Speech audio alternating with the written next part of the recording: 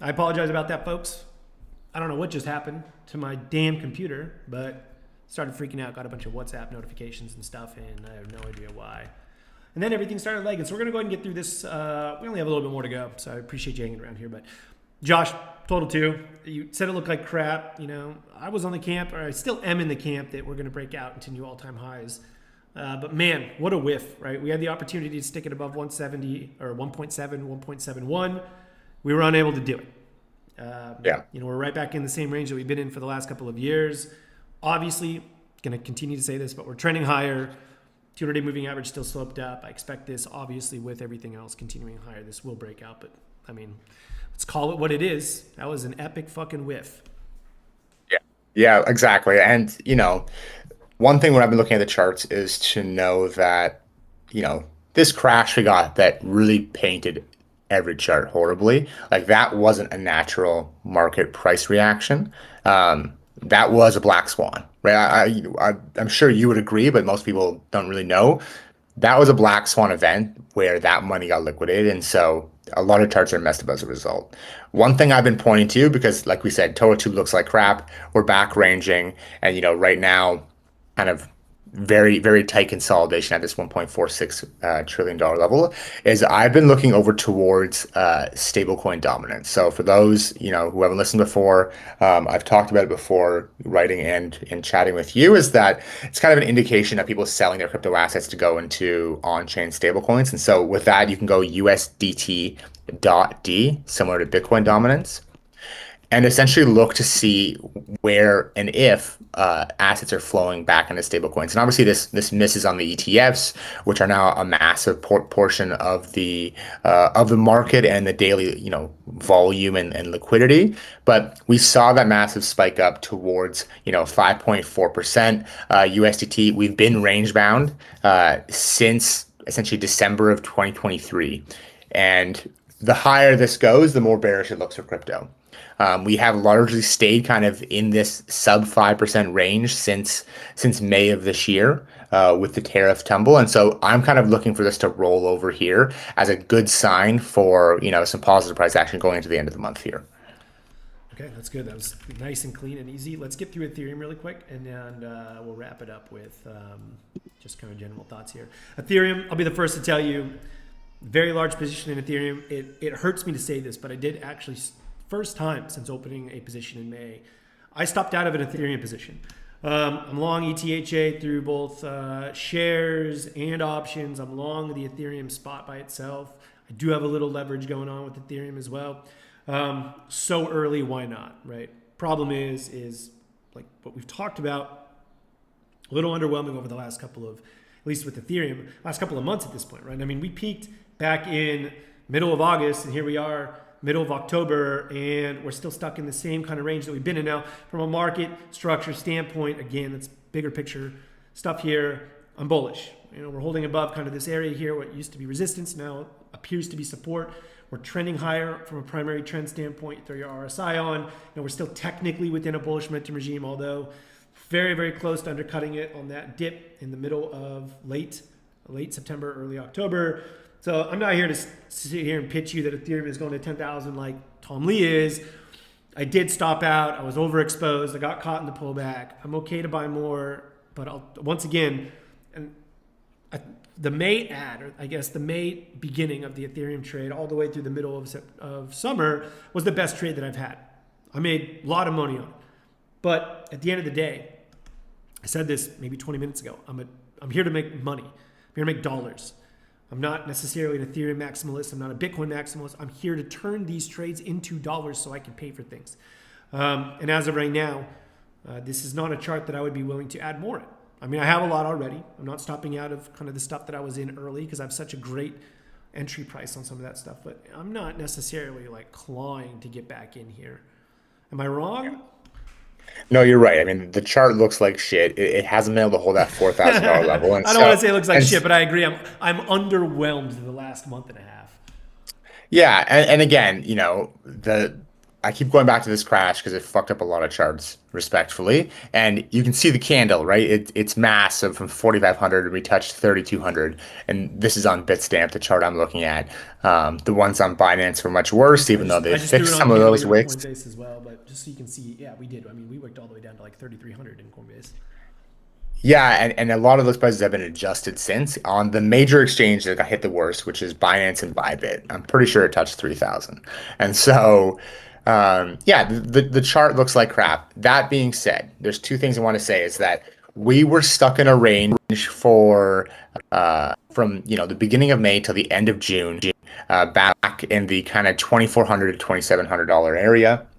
At the same time, we attempted a breakout, we got rejected, and then we fell out of the range to a similar extent and percent, right? We had wicks down to 2,100.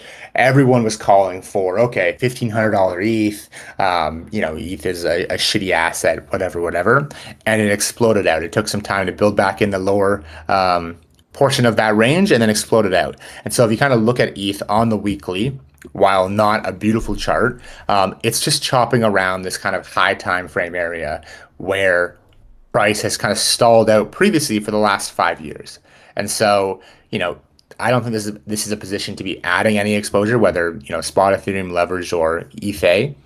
But for me, this is kind of the one chart I'm watching closely and making sure that, we continue to close above that, ideally 38.80 level, but I know we've been wicking a little bit below there and closing a few dollars below. So yeah, this has kind of been the area to watch. If we kind of get that, realistically, if we punch in a new low, that's an exit, right? For whether your position is in profit. Yep. If it's in profit or if it's a new tranche that's down a little bit, we want to preserve our capital, like you said earlier. And so as a result, we will exit. And if we get a strong reclaim of the $4,000 level, I would be a buyer again. And then on that final breakout of 49.55 into all-time highs, that's the next time to add. So for folks who are either sidelined or kind of wondering when to re-add in, I think those are the two options. We wrote about it in the TTI Circle platform this week that, safest bet, buy at ETH at 5,000. I'm not sure what this, probably about $40 on ETH.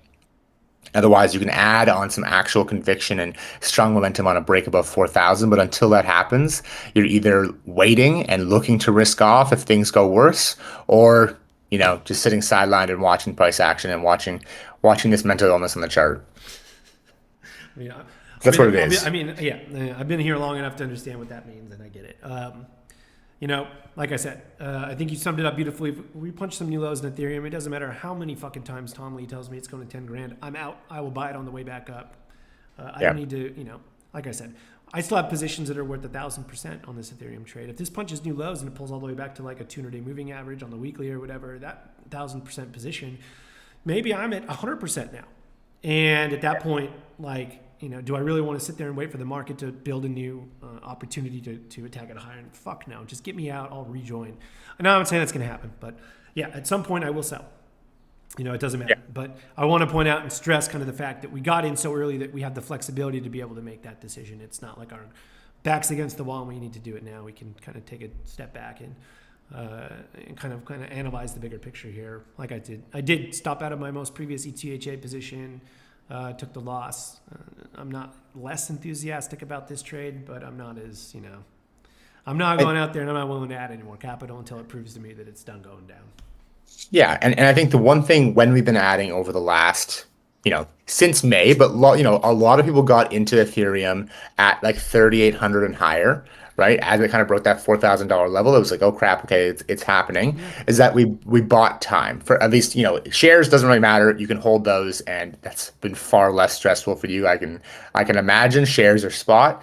But for people who have options, right, all of those options are for December and January. So we still have some time. And I got January 2027 options. Like I'm in this. Yeah, exactly. As long as they're turning higher, I'm in it. And one thing I want to point out here is if you got in above 3,900, your trade, at least from the way I look at it, is not necessarily invalidated. Now, I understand that, particularly if you're trading options, premiums get crushed left and right. That's part of doing fucking business. If you want to trade an asset that allows you to capitalize on these volatile moves to the upside, you have to be able to hold the downside or at least get out on the downside as well. So We were able to get in early. And I want to stress that we're not always the earliest people in on these trades, but your most important thing in technical trading is to, one, identify a trend, and two, take a fucking position. You have to take a position, otherwise it's all moot. You're going to be a reply guy on Twitter that posts 77 charts a day and you're not making any fucking money. No, those guys suck. You have to be able to take a position. And so we were able to take a position at like the $2,000 area. And so, like I said, we have this flexibility. Okay, we've been live now for almost 50 minutes. That's all I got. I got to go eat lunch. I'm starving. Josh, thank you so much for hanging out with us. For those of you that hung out for part 2, apologize for the technical difficulties the first time. I'll figure out why that happened so it doesn't happen again. But if you're inside of TTI, you have any questions regarding anything we talked about, feel free to leave them as a comment below on the post. It'll go out in about 30 minutes. Josh and I will be in the chat room over there talking about crypto. For those of you not in TTI, if you're interested, feel free to reach out to me and I'll send you the information to be able to join. Josh, thanks so much. And hey, you know what? Let's get some good vibes for a strong end of Q4. You know what? If I could leave anyone with anything when it comes to crypto, is that crypto loves to bore, frustrate, and stress people out, draw down, and then explode, right? Look at any of the kind of higher time frame moves on Ethereum, on Bitcoin. We have these drawdowns, we have just really shitty price action, and then you'll have 2 weeks straight of up only.